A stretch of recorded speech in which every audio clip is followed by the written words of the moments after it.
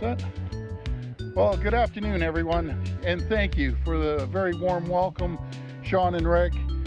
You've got such an incredible team here. Had an opportunity to go by and say hello to all the team here at Heddle Shipyards.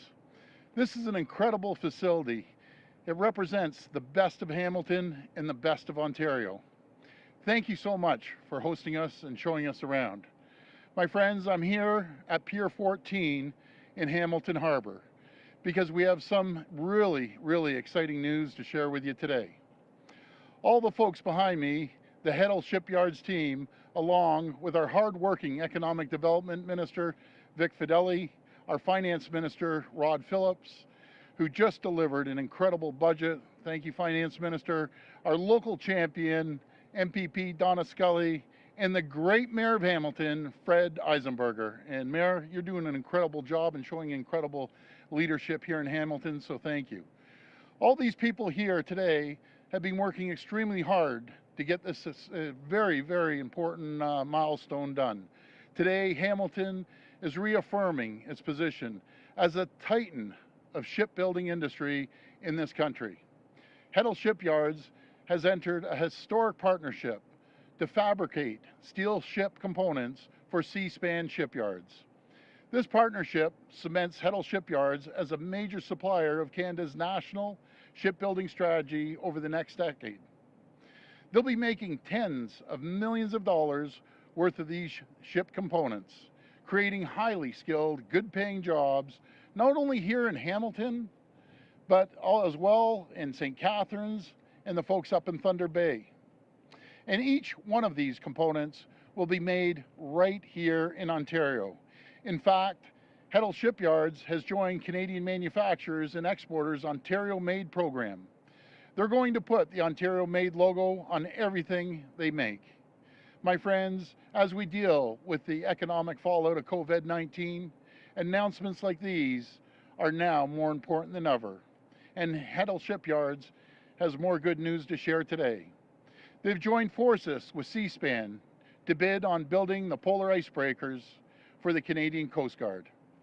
We can make airplanes, cars, skyscrapers, and now we're looking to make icebergs. And I've always said, folks, we can make anything here in Ontario. It's staggering. As I've traveled around the world, and especially around North America, we are an economic powerhouse. We make planes, trains, automobiles, and ships. That's the manufacturing might of Ontario. That's why we're the economic powerhouse in Canada and North America. I wrote a letter to the Prime Minister myself asking for his support in this incredible bid. Because, my friends, it's clear, Hamilton is one of Ontario's critical transportation hubs. Hamilton sits at the crossroads of trade and commerce by land, sea, and sky. They've got access to the Hamilton Harbor. We're 45 minutes from the Welland Canal, a crucial link for shipping across the Great Lakes. Hamilton Airport is a major cargo hub for Purelator, DHL, UPS, and other heavyweights. The region is the nexus of CN and GO's rail networks, major highways and expressways that are minutes from the border with our largest trading partner. In fact, Hamilton was recently designated as a foreign trade zone. Hamilton and Heddle Shipyards have a major role to play in keeping goods moving in this province. And we're going to need to leverage that network to help fuel Ontario's long-term economic recovery. Our government will continue to support Hamilton. It's why we put $1 billion on the table in capital funding for the transportation and transit infrastructure. It's why we've added 157 hospital beds to provide extra surge capacity and reduce the backlog of surgeries. It's why we're providing up to 60 transitional care beds at St. Joseph's Villa Long-Term Care Bed Home, working with St. Joseph's Healthcare and Hamilton Health Sciences, and $25 million for Hamilton Health Sciences to expand their life-saving stem cell treatments. Before I hand things over to Minister Fedeli, I know there are a lot of people in this area who are looking forward to the motorcycle rally in Port Dover tomorrow, the Friday the 13th. Thousands of bikers go there. But folks, we just can't have thousands of people getting together right now. And it's just way, way too risky. Because right now, we're seeing the numbers all over the world, all over Canada, and right here in Ontario, they're climbing. And they're going in the wrong direction. It's concerning, it's alarming, and we have to stay on high alert. My friends, I'm asking people to be responsible. We've now learned that 8 sick people all attended 2 separate weddings. No one is immune to this virus. What seemed like just a small chance to see friends and family led to 17 confirmed cases. Now folks, when we do the contact tracing and follow up, some of these people have been in contact with 50 people. Do the math, you know, that's 850 people, then those people. So that's why we're concerned. Even though it's small, it just spreads. This is how the virus spreads when we don't follow simple public health advice. We've implemented new protocols to keep people safe, protocols that allow us to celebrate life's special moments like weddings. But they depend on each of us doing our part. If you're sick, please stay at home and get tested. Keep 2 meters apart, wear a mask, and please don't gather in large groups. And my friends, I know that we're all tired of this pandemic. I see it. It's pandemic fatigue out there. But we need to stay strong. We need to stick together. And that's how we'll get through this, by sticking together. Thank you, and God bless the people of Ontario. Now I'll hand it over to Minister Fedeli.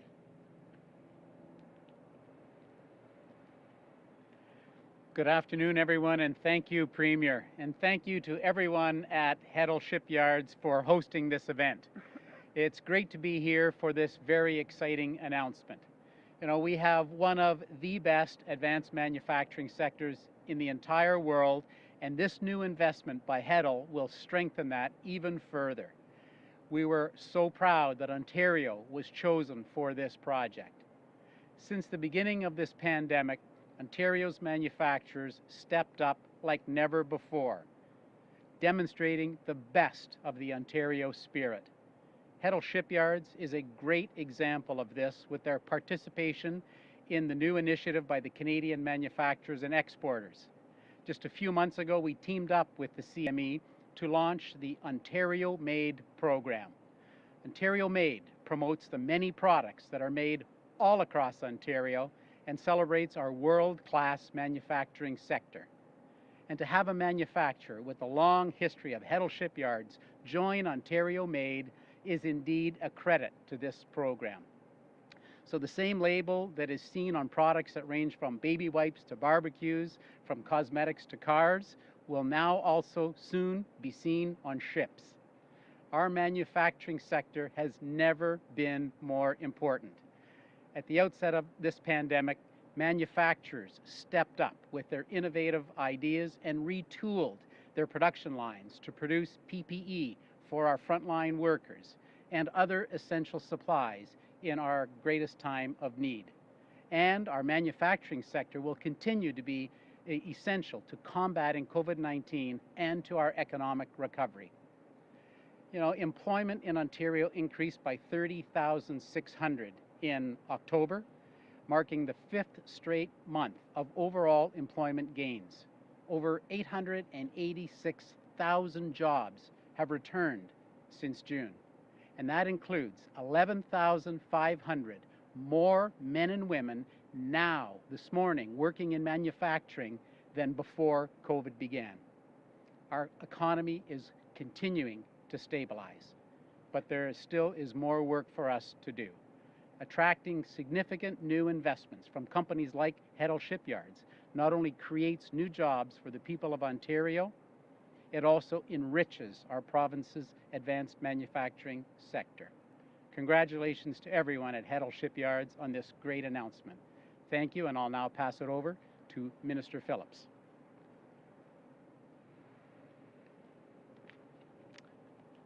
Good afternoon. Thank you, Vic. It is great to be here in Hamilton with my colleagues, Premier Ford, Minister Fedeli, and of course, MPP Donna Scully. I'd also like to thank Sean Padulo, the president here at Heddle, and Mayor Eisenberg for showing us a good reception here at this great event. On Thursday, I introduced Ontario's 2020 budget, the next phase of our government's response to COVID-19. Ontario's action plan: protect, support, recover. Our plan has three pillars.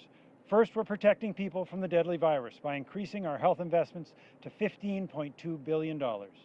Second, we're building on our earlier relief to provide a total of $13.5 billion in direct support for families, workers, and employers, in addition to $11.3 billion in cash flow support. And third, we're removing barriers to recovery and providing $4.8 billion to protect and create jobs now and in the future. This next phase of Ontario's action plan brings our total COVID-19 response to $45 billion. We need to start working on recovery now, while protecting and creating jobs today. Failing to act makes it tougher for great employers like Heddle Shipyards to create jobs, and it would mean other employers may overlook Ontario when choosing somewhere to do business. Our comprehensive plan to reduce Ontario's job-killing electricity prices is just one example of how we're protecting and creating jobs now and in the future.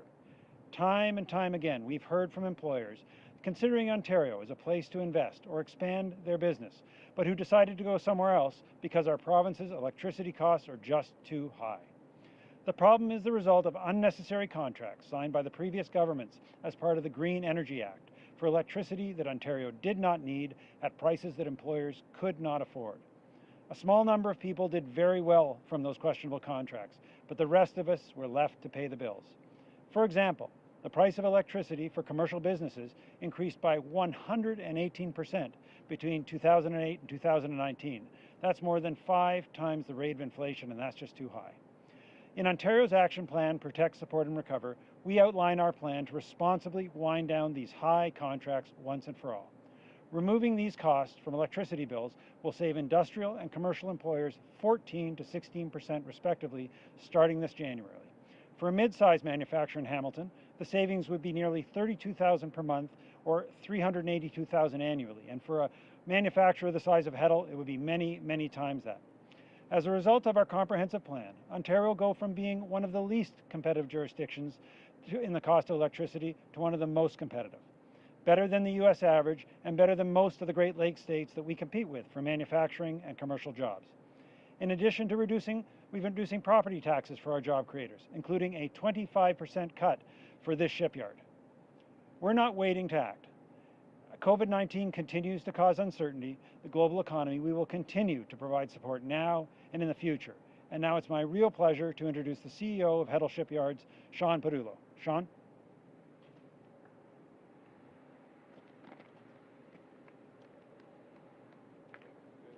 There we go, Sean.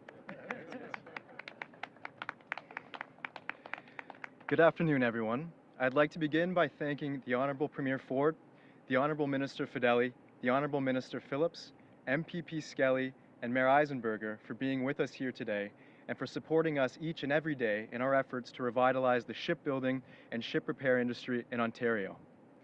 Today, we are honoured to announce the signing of a long-term master service agreement between Heddle Shipyards and Seaspan Shipyards in Vancouver, British Columbia.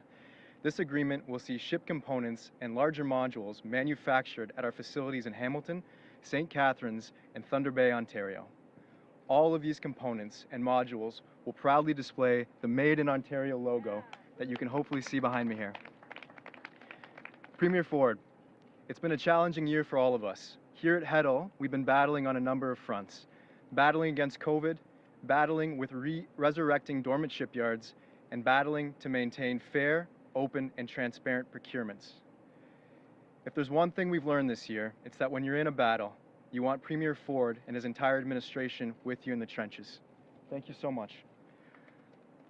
Mark Lamar, the CEO of Seaspan Shipyards, has a saying, "Shipyards don't build ships, people do." He could not be more right. In the past month, our people in Thunder Bay, Port Weller, and Hamilton, and in Newfoundland, have completed some monumental projects. But in order for us to realize the full potential of Ontario's shipbuilding capacity, we need to build the polar icebreaker for the Canadian Coast Guard. Awarding the polar icebreaker to the Seaspan, Heddle, and Genoa partnership would ensure the complete revitalization of Ontario shipyards, shipyards that once had 4,000 people working in them. This company was started over 30 years ago by Mr. Rick Heddle. He started the company with little more than a pickup truck and a welding machine. Today, we've built a lot more, and Rick's joined here today with his partner, Blair McKeel, who built McKeel Marine, one of the largest marine transportation companies in Canada. They're two guys from Winona, Ontario, just up the road. And for over 30 years, they've been supporting high-paying jobs in Ontario. Premier Ford, our people, our owners, and our partners are here to make you proud, make Ontario proud, and make Canada proud by bringing the full might of Ontario's manufacturing capacity into the national shipbuilding strategy. Thank you for being in the trenches with us. It's now my pleasure to welcome to the podium the Mayor of Hamilton, Fred Eisenberger. Thank you. Thank you very much. Standing ovation for that one as well. Thank you. I appreciate the standing ovation and delighted to be here. And Premier, thank you very much for coming to Hamilton and showing us that our province is caring and concerned about the economy in Hamilton and right across the province, and to Minister Phillips and Minister Fedeli as well. Those key signs of concern and care are very, very important as we continue to fight COVID and realize the challenges of getting our economy back into place. As the Premier pointed out, we are very proud of our diverse economy. We have diversified. The Conference Board of Canada said we have the most diversified economy in the country as a municipality. And one of the reasons is that the multimodal transportation network that we have running right through the city of Hamilton. The Premier just talked about that. We have the 400 series highways. We have rail coming through here as a hub. We have, of course, the close proximity to our U.S. borders, some 50 million customers not too far away from both the southern and the eastern border, and the largest cargo express airport in the country at John C. Munro Airport, just recently announced to be a free trade zone. So, you know, the opportunity for movement of goods and production of goods and manufacturing is still very, very strong in the city of Hamilton, and the port has been integral to that over the many, many decades. And I can tell you that, you know, a number of years ago, I was the chair of the Hamilton Port Authority, and I can tell you that we had a devil of a time getting the province of Ontario to recognize that the port even existed. Their continuous argument was it's a federal responsibility. Go to them for any resources or things that you might need. Happy to hear and see that the provincial government has actually stepped forward and said that shipbuilding is very, very important. Cargo movement is very, very important in the shipping industry. So what a great opportunity to continue to build on that with the province of Ontario. I'm pleased that that Ontario is taking this step. Very proud of Heddle Marine and the work that they've been doing here for generations, in fact. And happy to see McKeel Blair here today, who has been a foundation of our national shipbuilding industry, not only here, but right across the country. And of course, to fulfill the national shipbuilding strategy, this is one giant step forward to be able to land these contracts and provide the level of employment that we're doing. So congratulations to Sean Padulo and the entire Heddle team. And of course, you know, we expect and anticipate that there's going to be continued growth in the shipping industry. I've said many, many occasions that I'm still disappointed that short sea shipping hasn't been, which is very hard to say. Try that yourself quickly a number of times. That is, short sea shipping has not yet fulfilled its potential, but the potential is absolutely there to offload some of those containers off of our roads and put them onto barges and move that, you know, much more cost effectively, I think, to other places where it needs to go, and then use the last mile opportunity for the trucking industry. So we are very, very high on our port. We are very, very high on our movement of goods opportunities, and we really appreciate the leadership of the province and of Heddle Marine, making sure that Hamilton gets its fair share of opportunity employment as we continue to move forward. So thank you all for being here. Thank you, Premier. Thank you for the work you're doing, both on COVID and on economic recovery. A difficult task at very best, and you're doing it spectacularly well, in my opinion. So thank you. And it is my pleasure to introduce our local MPP, Donna Skelly, to come up and say a few words. Donna? Thank you, Mayor Eisenberger. Well, today's announcement is certainly exciting news for Heddle, for the City of Hamilton, and of course the entire shipbuilding industry right across Ontario. The fact that this is the very first time that Heddle Ontario Shipyards will support the national shipbuilding strategy in a construction capacity is absolutely incredible. The contract to build Ontario-made modules for 2 Navy Joint Support ships and the offshore oceanographic science vessel will create and support hundreds of high-paying jobs in our region. We all know how seasonal and cyclical shipyard work can be.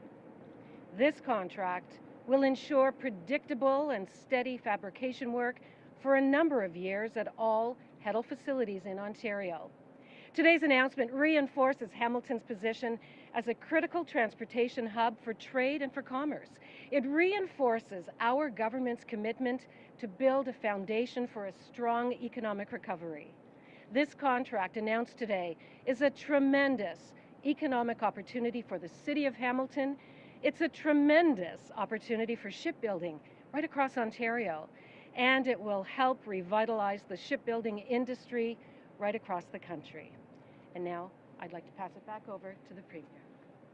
Well, that's great. Thank you, Donna, and thank you, Mayor. And before we get going, I just have to say, I love the people of Hamilton, and we're showing a lot of love to the people of Hamilton over the last little while. And one personal note, if I can just ask for a favor from some folks. On a side note, my phone is blowing up. I apologize if I can't get back to you.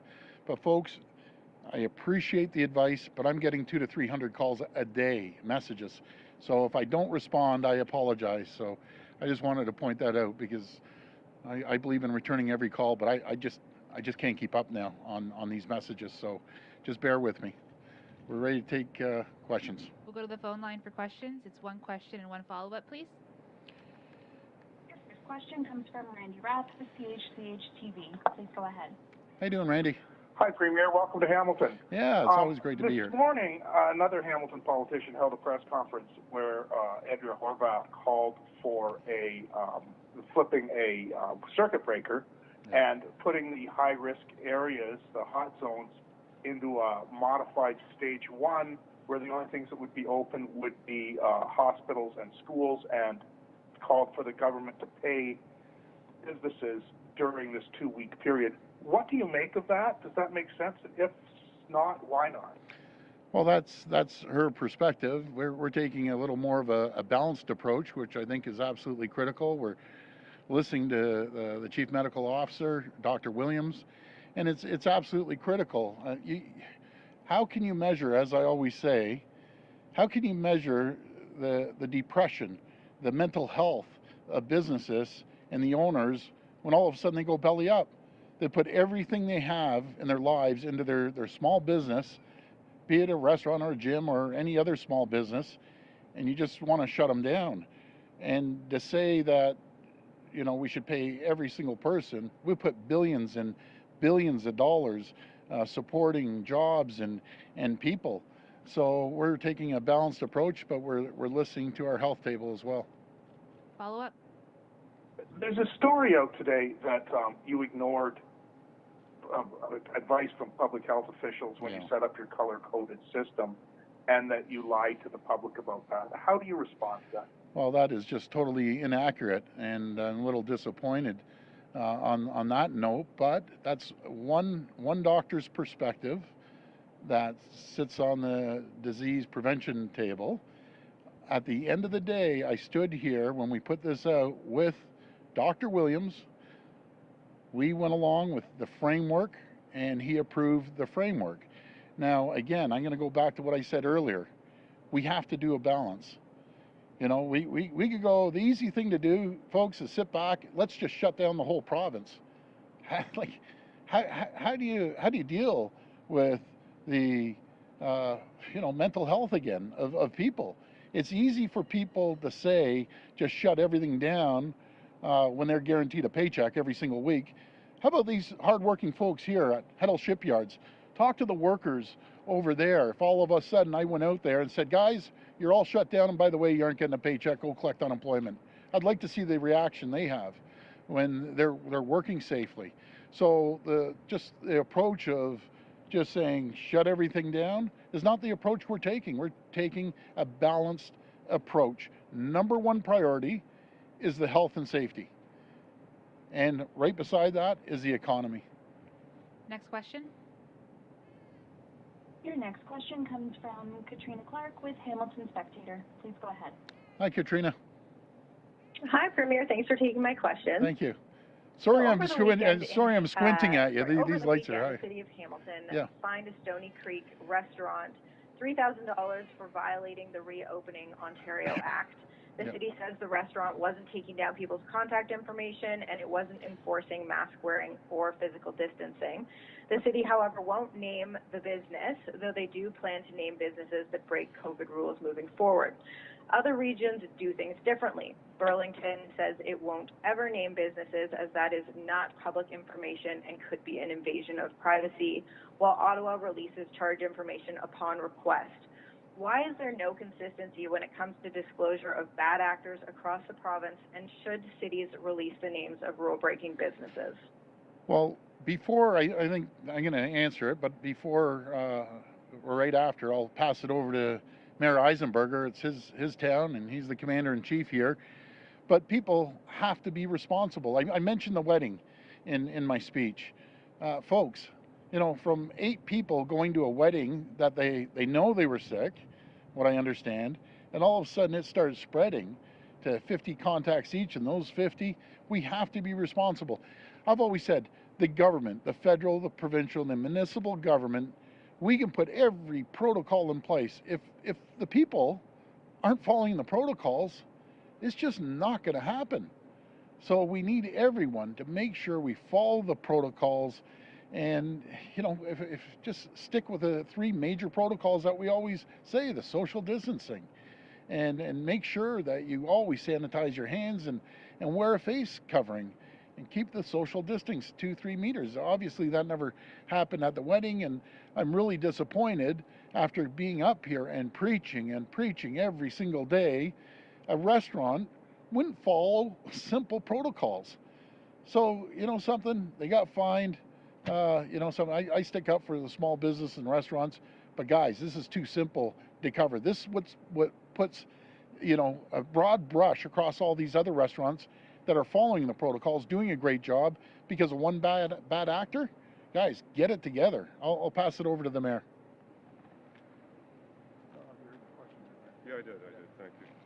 So thanks for the question, Katrina. And as you well know, the public health has made a distinction between COVID-related, so an outbreak, where there's a real significant concern in terms of public health, and they certainly named those locations, and the difference between those that have been charged by law for not maintaining physical separation and those kinds of things. So as of yesterday, the council did indicate that we are prepared to on request, name the restaurants or the locations or businesses where these infractions are happening. And as the Premier indicates, I mean, most of the infractions that we're seeing and cases that we're seeing are not as a result of these kinds of actions, although they can be problematic. Most of them are as a result of social gatherings in the broader community, in homes, wherever they might want to get together, that are not maintaining physical distancing or the kind of separations that are required. And that then is leading to, you know, the ongoing spread. And that then could lead to them taking it to restaurants and other locations. So we're going to continue to focus on the areas that need attention in terms of eliminating the spread. You know, it doesn't matter how perfect a system we make. If people aren't willing to adhere to it, then you know, it doesn't really matter the systems we have in place. But by and large, the population throughout Hamilton and certainly throughout Ontario have done the right thing. But we have areas where people are just ignoring or flouting the bylaw or the concern around COVID spread. And we want to focus in on the areas of concern rather than punitive measures against people that are doing the right thing. Follow up. Thank you. And Yeah. this question is regarding transit in Hamilton. Sure. And this is for Premier Ford. Yes. Has the province decided whether to endorse LRT or bus rapid transit for Hamilton? And if so, when will the public hear the decision? Well, we're working closely with Mayor Eisenberger, and we've been working closely all along. We have $1 billion sitting at the table. We're going to need support from the federal government, but I can't give you a direct answer 100%. The ideal situation is to do what the mayor wants to do. If everyone agrees, is the LRT. But again, I don't think we're there 100%. We need the feds to come to the table, see how much they're bringing to the project, and then we can all sit down. But it's absolutely critical. We're collaborative. We work side by side with Mayor Eisenberger and the City Council, because everyone's going to be pitching in. The folks of Hamilton, they're going to be paying some. The province is going to pitch in, and the federal government.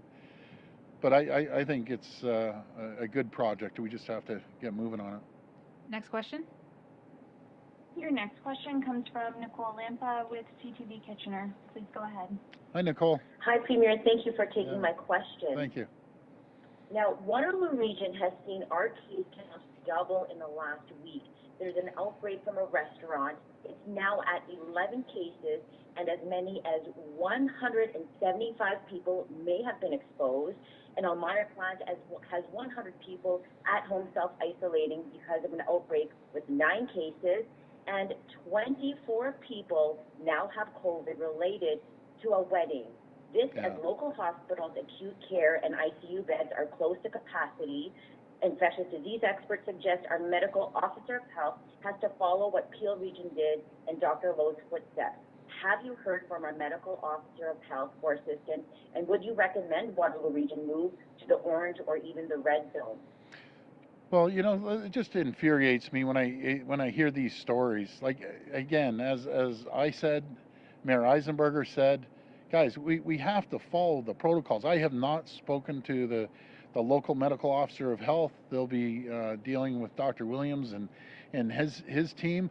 But you sit back and we're all trying. Believe me, we're trying as hard as we can around the clock. But then you have these reckless folks that go out there and they don't practice, social distancing or face masking. I got to ask you a question. Is that the same restaurant a few weeks ago or a month ago in Waterloo that they're all jumping around without masks and going wild, or is that a different restaurant? It's a different restaurant. The public health unit here named it. Okay. They say Algarve Restaurant in Kitchener now has the outbreak, and it's the restaurant with 11 cases. They say it comes from a social gathering that then went to the restaurant, and from there, as many as 175 patrons may have been exposed between October 28th to November 4th. Yeah, again, that's why we're sending in inspectors. I think we've done close to 25,000 inspections. Obviously, we have to continue ramping it up by the restaurants. But again, folks, I don't know what I have to do. Every single day I'm pleading to follow the protocols, no matter how much money. We can throw hundreds of billions at this. We can throw everything we can. But if there's certain groups of people that don't want to follow the procedures, it's not going to be good. It is not going to be good for all of us. What we're trying to do as a government is avoid at all costs a lockdown, a complete lockdown. And people keep doing foolish things like this, and the numbers continue to start going up, well, then we're going to have to deal with it. But I'm so disappointed. I hear these stories. So disappointed. Next question. Your next question comes from James Murray with Net News Ledger. Please go ahead. Hi, James. Greetings, Premier, from Thunder Bay, Ontario, where the Heddle Shipyards will start running again. And it's a 100-year-old facility, so it's great to hear manufacturing. Yeah, can't wait to get up there, by the way. To increase manufacturing jobs with contracts like this in Ontario and specifically in northwestern Ontario? Well, this is a big federal contract, and I wrote a letter. I know Premier Horgan wrote a letter as well. And, there's some big contracts happening right now. In Quebec, what I was told today, we're getting some sole source shipbuilding. Okay, fine. You want to do that, that's fine. They got their piece of the pie. Now we need our piece of the pie here. We need our piece of the pie, and I'll be speaking to the Prime Minister, and we'll mention it on the call tonight. but we need our slice of the pie here in Ontario when it comes to these large icebreakers. This gives certainty to these hardworking folks here for not a year, but for 10 years. 10 years of good paying jobs that they can plan to go buy a house. They can plan to put their kids through university or college. That's what we need. We need our fair share here in Ontario. And when we get our fair share here in Ontario, it benefits Newfoundland, it benefits the people of BC, it benefits Thunder Bay, St. Catharines, and Hamilton. So I'm going to be pushing hard for our slice of the pie. Enough's enough. I love Francois Legault. I love Quebec, but they're full. They have their big slice of the pie. Now it's our turn. Follow up. So in the transportation sector, which creates these really good paying manufacturing jobs, yeah, we have an amazing plant. And, coming off of Remembrance Day yesterday, what is now the Bombardier plant made the Hawker Hurricane in World War II. Yep. It's made streetcars and light rail transit for Toronto. There's some small contracts coming. What can we be doing to get more work for manufacturing here in Western Ontario?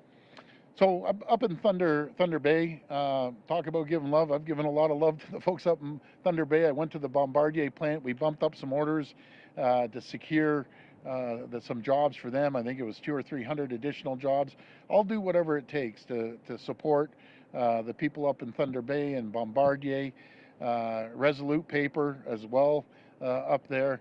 So we're going to continue making sure we create an environment for companies to thrive and grow and prosper, and by making sure that we have a fair tax system, property tax system. And do you know who's the best to speak about this? Is the Minister of Finance and the Minister of Economic Development. So if you can give each one of them a minute, I'd appreciate it. Thank you, Premier. Thank you for the question. So when you think about where we were 2 years ago compared to today, a week ago, I would have answered it this way, that we have lowered the cost of doing business in Ontario by $5 billion. So by reducing our WSIB by over $2 billion without reducing the premiums, by bringing in what's called an accelerated capital cost, which means businesses can write off their expenses, their new manufacturing equipment in year. So all of those things have created the environment that saw us add 300,000 jobs in the province of Ontario. When you look back to February, before COVID, there were 250,000 unfilled jobs in the province of Ontario. And since that time now, we've seen, as I said earlier, 868,000 of those jobs come back. Today, this morning, 11,500 people, more people, men and women, woke up to work in manufacturing than did pre-COVID. And since that time last week, when we used to say $5 billion, that number is now grown to $7 billion. And I think the Minister of Finance will give you the explanation of the extra, where that extra money is coming from. Thank you. Thank you, Vic, and thank you for that great question. When it comes to making manufacturing competitive across the province, the budget that I introduced last week will reduce the price of electricity for the kind of manufacturers you're talking about, like Bombardier, by 14%. That's going to be hundreds and hundreds of thousands of dollars, and across other sectors like mining, it'll be millions of dollars to make them more competitive. When it comes specifically to that plant, and it's been talked about today, important projects like transit here in Hamilton, or like the subway project that we have endorsed, $27 billion of growth in terms of subway systems across the GTA. Those are all projects that are ready to go from our perspective, and we do need our federal partners to step up.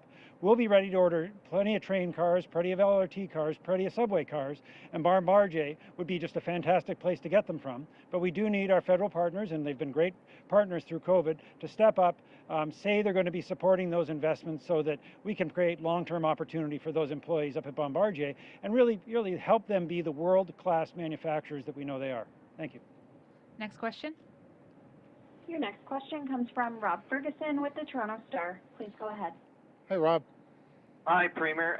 Thanks for taking my question. Thank you. Just to follow up on the story we had on the front page today, it seems to me that you used to follow the scientists a lot more last spring than you are doing now. So I'm wondering what's changed. Yeah, Rob. No, I appreciate it. And you know something, I appreciate the doc voicing her opinion, and I really do. And I'm sure she's working her back off.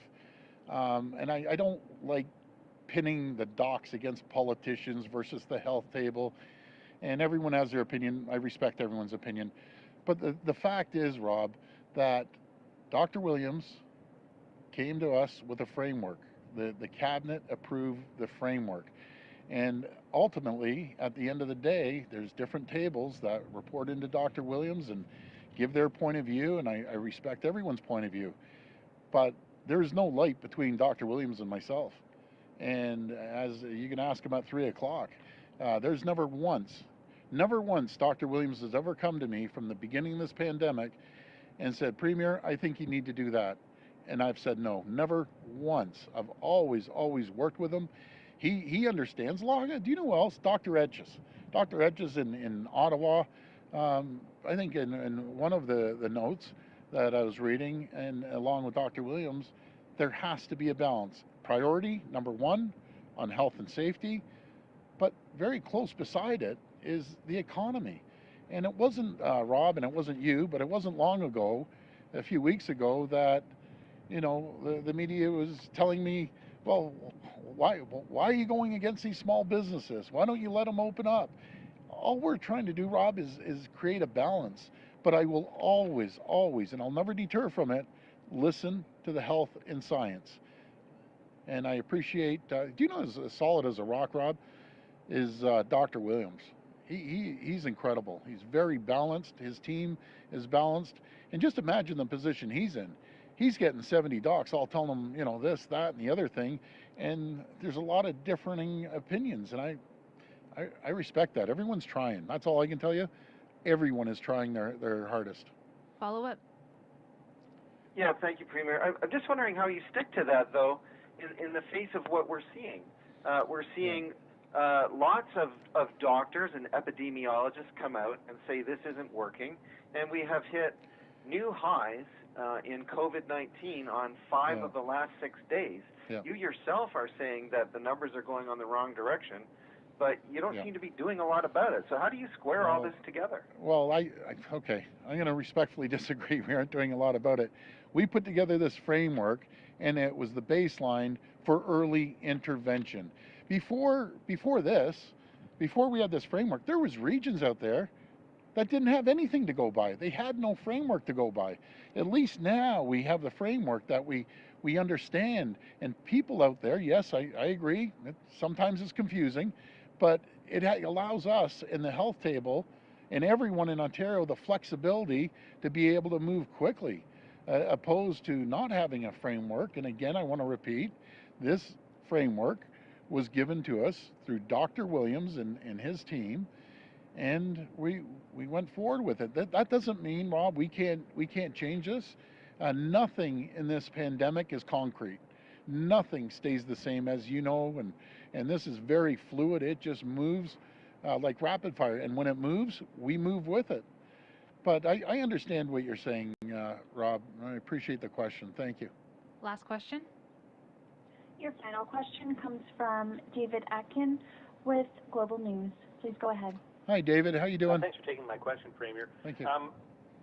In the 70s, Pierre Elliott Trudeau invoked a national emergency, invoked federal emergency powers to fight inflation.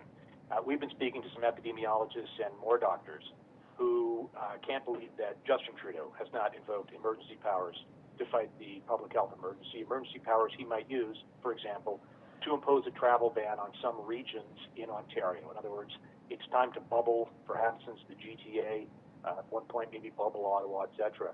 What do you think about the appropriateness at this point of the federal government invoking and using some of its emergency powers? That wouldn't go over too well, not just with me, with all 12 other premiers. That's not their jurisdiction. We don't need the nanny state telling us what to do. We understand our provinces. And I'll tell you, he'd have a kickback like he's never seen from, not just me, from every single premier. That just wouldn't fly. What I do believe in, and we've been doing it, we work extremely well with the Prime Minister, with the Deputy Prime Minister. All the ministers are in constant communication. That's the way you get things done, not by implementing restrictions and the feds telling us what to do. That would not fly. Follow up? Yeah, short of invoking emergency powers, again, this is the same sort of public health experts suggest that here's one thing the federal government may wish to do. It may wish to directly fund the 30-odd local public health authorities. In other words, allow those local public health authorities to directly access federal funding, say, for more contact tracing resources, et cetera.